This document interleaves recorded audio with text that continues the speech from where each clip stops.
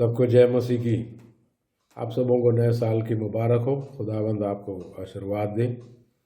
नए साल के लिए प्रभु से मैंने मांगा कि वो वचन के लिए जो मिला, जो वचन ये है यशायाह 61 उसकी 7 और 8 में, जो प्रभु हमारी स्थिति को देखकर अपने बच्चों की उसको अनुग्रह देने के विषय में जो बात की है, हम उस वचन से पढ़ेंगे। यशायाह 61 का 7 और 8 आप देख सकते हैं अपने पास जो बाइबल है। इसमें लिखा है कि तुम्हारी नाम धराई की संधि दूना भाग मिलेगा, अनादर की संधि तुम अपने भाग के कारण जय जयकार करोगे। तुम अपने देश में दूना भाग के अधिकारी होंगे और सदा आनंदित बने रहोगे, क्योंकि मैं यहोवा न्याय से प्रीति रखता हूँ। मैं अन्याय और डकैती से घृणा करता हूँ, इसलिए मैं उनको उनके साथ सदा की वाचा बांधूंगा। नहीं, परमेश्वर पुराना नियम में देखा जाए तो इजराइल के साथ वाचा बांधा, नया नियम में देखा जाए तो ये विश्वासियों के साथ यीशु के नाम से वाचा बांधता है।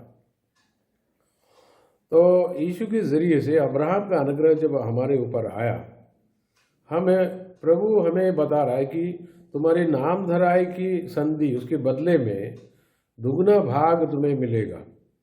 यानी परमेश्वर हमारी जब प्रभु की बच्चों को जब सताया जाता है और शैतान उसको दबाते हैं, प्रभु आता है उनको छुड़ाता है। मसीहा का काम ही यही है, मसीहा का मतलब ही है कि छुड़ाने वाला, अभिषिक्त जो आता है, यीशु जो मसीहा है वो छुड़ाने वाला है, अपने बच्चों को अनुग्रह देता है।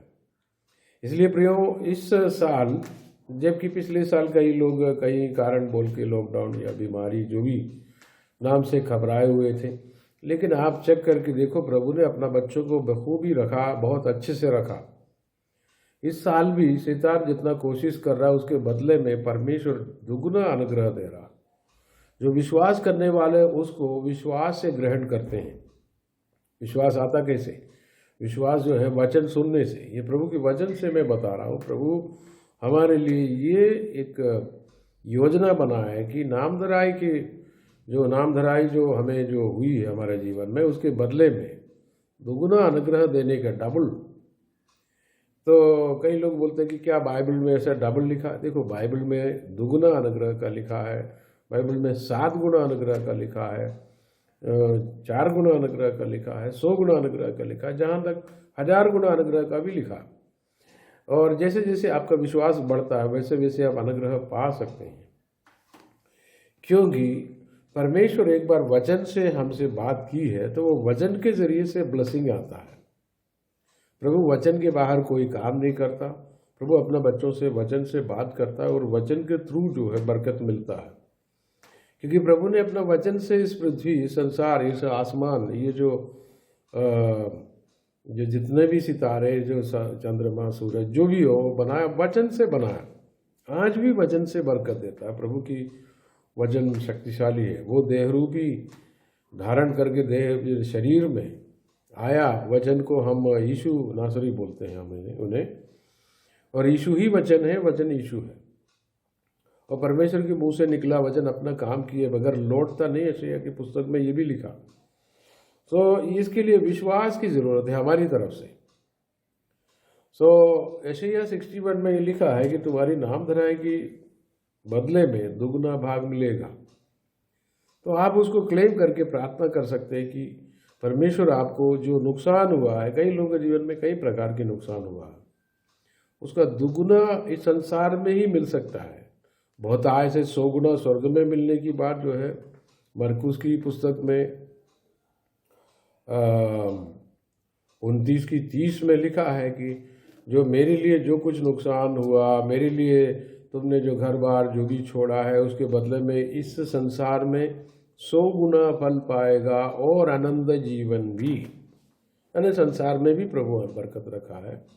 अगर प्रभु की बरकत इस संसार में हम विश्वासियों के लिए नहीं रखे होते, हम तो परेशान हो जाते हैं। वो शैतान तो चारों तरफ से घेर लेता। तो प्रभु ने इसीलिए खास करके अब्राहम का अनुग्रह यीशु की क्रूस, कालवरी के जरिए से, यीशु की मृत्यु की वजह से हम पर रिलीज किया, वो ये सब यीशु का काम है। प्रभु यीशु ने जो हम पर किया कामों का अगर सोचा जाए, इसको वर्णन करने में पूरा जिंदगी कम पड़ जाता। तो इसमें 8वीं आयत में लिखा, क्योंकि मैं यहोवा न्याय से प्रीति रखता हूँ। प्रभु न्याय करता है।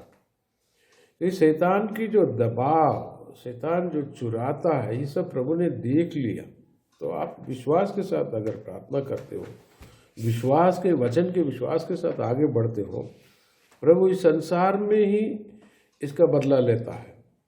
शैतान ने जो चुराया और उसका दुगुना ला कर देता। कई बार जो 7 गुने का भी लिखा, वो नीति वचन 6 अध्याय में ये लिखा है 31 में कि चोर को अगर पकड़ लिया जाए तो उसको 7 गुना वापस देना पड़ेगा।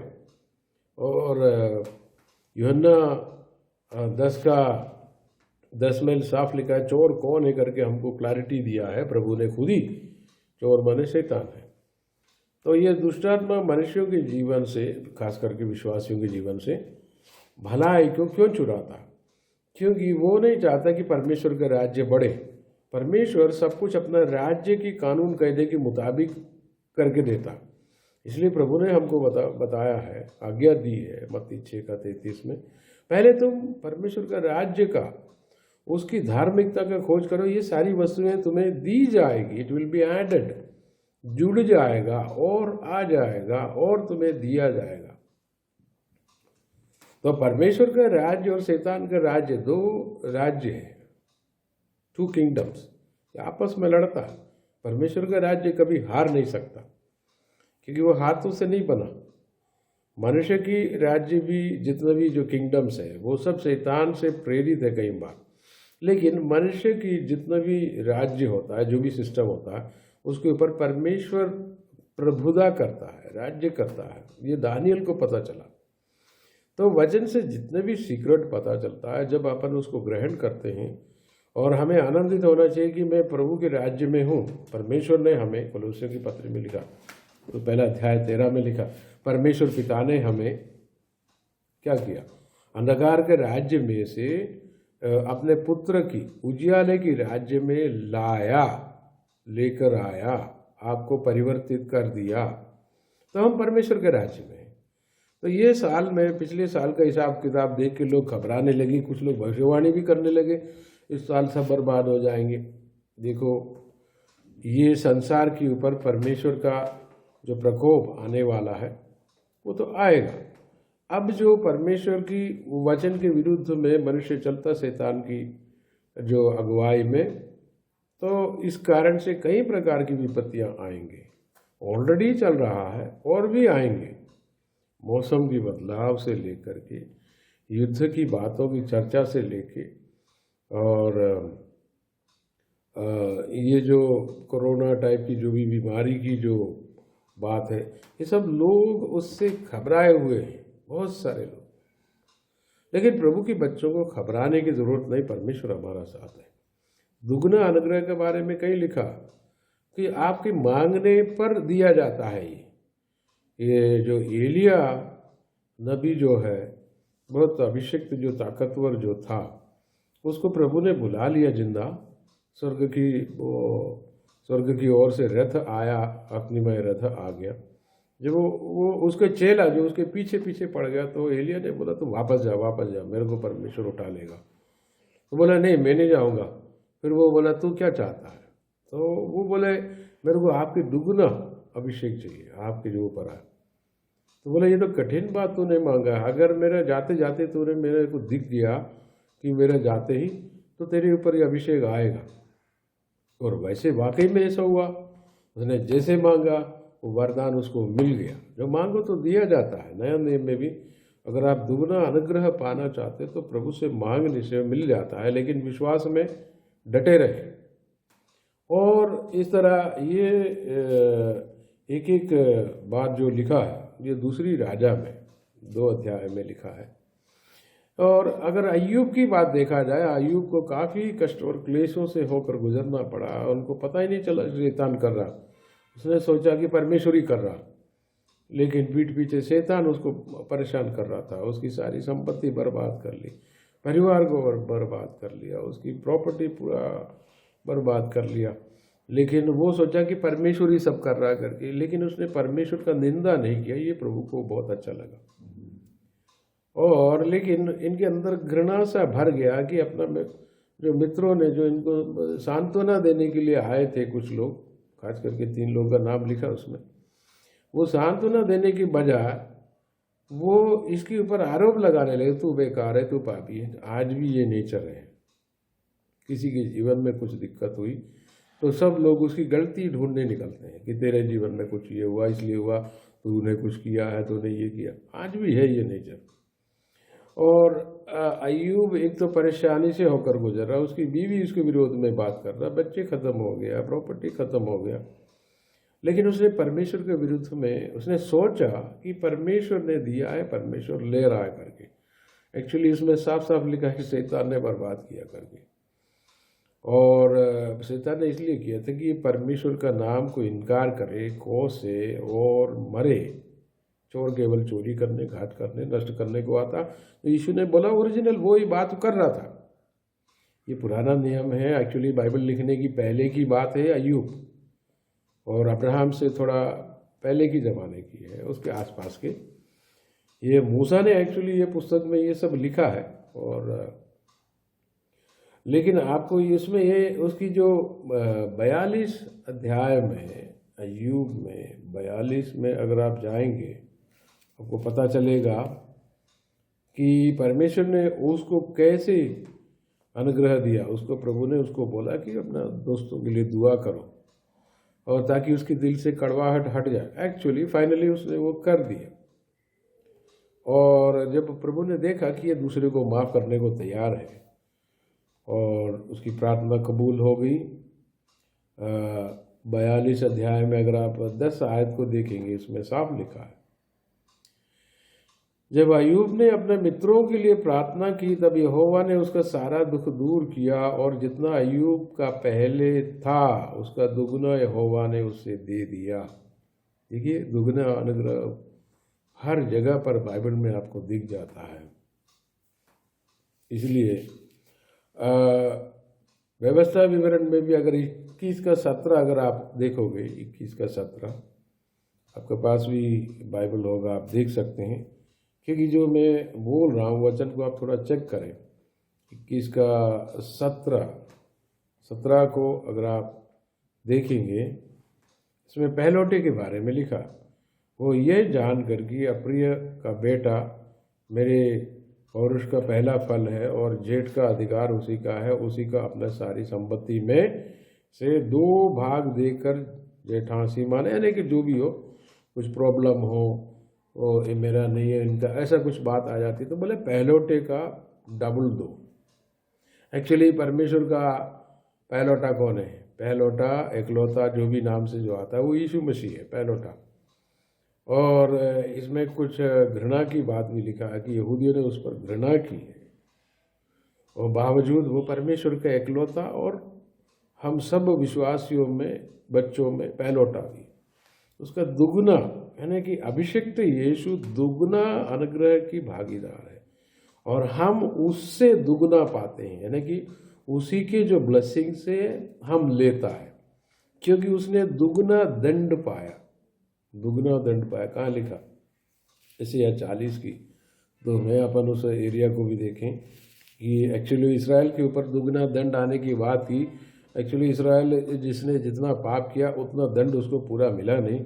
एक्चुअली यीशु ने दुगना दंड उठाया था, और ये लिखा है यशायाह 40 का 2 में लिखा है, 40 में 2 आयत में लिखा है, यरूशलेम से शांति की बातें कहें और उसे पुकार कर कहो कि तेरी कठिन सेवा पूरी हुई, तेरे अधर्म का दंड अंगीकार किया गया। यहोवा के हाथ से तू अपने सब पापों का दूना दंड पा चुका। इस्राएलियों पर कई बार विपत्ति आया, लेकिन दुगना दंड उसने नहीं पाया, क्योंकि आज तक उसने यीशु को ग्रहण नहीं किया। और यीशु को इनकार करने से उनके ऊपर दंड आया कई बार, लेकिन दुगना दंड यीशु ने पाया। यीशु जो पवित्र है, जिसको दंड पाना नहीं था, हमारे खातिर, हमारे सारे पापों के खातिर दुगना पेमेंट उसने किया, डबल पेमेंट उसने किया। तो हमें याद रखना है कि हमारे पापों का दुगना दंड यीशु ने पाया। तो वो यीशु में जो दुगना ब्लेसिंग है, डबल ब्लेसिंग है, वो हम पर आ गया है।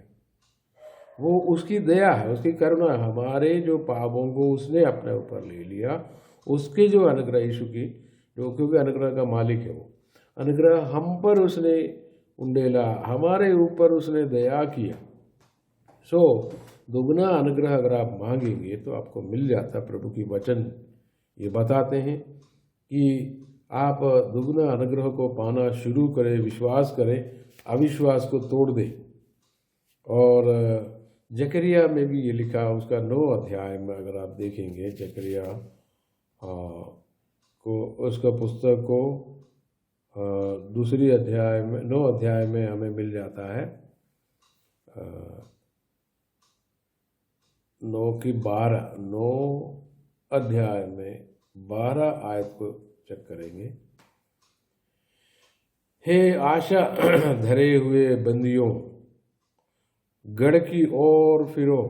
मैं आज ही बताता हूँ कि मैं तुमको बदले में दूना सुख दूंगा। परमेश्वर आशा धरे हुए बंदी, यानी कि संसार में कई प्रकार की बंधन परेशानी में फंसे, लेकिन आशा है हमारे अंदर। किसके प्रति? यीशु के प्रति। इसलिए प्रभु बता रहे हैं कि तुमने यीशु पर आशा रखा है, विश्वास रखा, तो मैं तुम्हें आशीर्वाद देता हूँ कि तुम बंधुआई में, जो बंधन में, परेशानी में अगर हो, तो मैं तुझे दुगना अनुग्रह दूंगा। और बदले में, यानी कि जो दुख सहा है, परेशानी से होकर कई लोग जिंदगी भर परेशान रह चुके हैं, कई बार आर्थिक मसलों में, कई बार पारिवारिक मसलों में, शारीरिक कठिनाइयों, तकलीफ़ों से।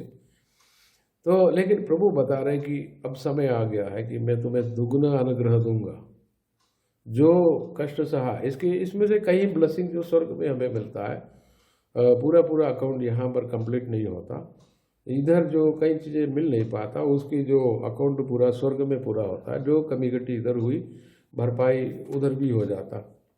लेकिन संसार के लिए प्रभु ने विशेष करके योजना बनाया है कि अपना बच्चों को इधर वो अनुग्रह देता है, क्योंकि प्रभु एक वाचा के थ्रू ये सब पूरा करता है। तो परमेश्वर को हम धन्यवाद करेंगे, उसने हमारे बारे में सोचा। बोले जो आशा भरे हुए, यानी कि दिल में अभी भी आशा है, लेकिन निराश होता तो फिर कोई ब्लेसिंग आता कहाँ से? प्रभु पर आशा बना कर रखो, आपकी आशा पूरी हो जाएगी। अंत में तेरी आशा पूरी होगी, क्योंकि प्रभु ने कहा मैं तेरे लिए एक अनुग्रह का योजना बनाया। तो प्रियो, ये नया साल 2022 आप अनुग्रह के साथ शुरू करें। भले संसार कुछ भी बोले, संसार कभी शांति नहीं देता। संसार के पास कोई चीज़ आपके लिए नहीं है कि जो ब्लेसिंग हो। या तो फिर उनकी योजना है कि पाप करो तो उसका थोड़ा बहुत ये देंगे, वो देंगे। कई लोग उसमें फंस जाते हैं। प्रभु ने हमें पाप करने के लिए नहीं बुलाया, प्रभु ने हमें पवित्रता में चलने के लिए बुलाया, अनुग्रह में चलने के लिए बुलाया। तो प्रभु की योजना ये है कि प्रभु आपको अनुग्रह में रखेंगे। It's a time of double blessing. अनुग्रह की दुगुना अनुग्रह की समय है, वो समय आ गया है। संसार के ऊपर अभी भी तकलीफ है, क्लेशों से भरे हुए समय संसार के सामने है। ये इस साल भी बहुत सारी समस्याओं से होकर ही वो गुजरेगा। उनके लिए प्रभु ने कोई भलाई की बात इसमें ऐसा भविष्यवाणी के रूप में नहीं दिया है। संसार का अंत ठीक नहीं है। संसार का मतलब है कि प्रभु यीशु को छोड़ करके जो लोग हैं, उनका सिस्टम है। प्रियो, आप संसार में रहते हो भले, लेकिन आप संसार के मेंबर नहीं हैं, आप परमेश्वर के राज्य के हैं। और इसलिए प्रभु यीशु की कृपा आपके ऊपर है। नुकसान की भरपाई प्रभु करेगा। अगर आप विश्वास करेंगे तो 7 गुना भी प्रभु से कृपा के कारण पा सकते हैं। लेकिन ये वचन सुनो, दुगना अनुग्रह का समय आ गया है, तो आप उसको रिसीव करें। परमेश्वर आपको बरकत देवे और प्रभु यीशु की कृपा आप सबों के साथ रहें। प्रभु की कृपा आपके जीवन में भरा रहे। यीशु के नाम से आमीन।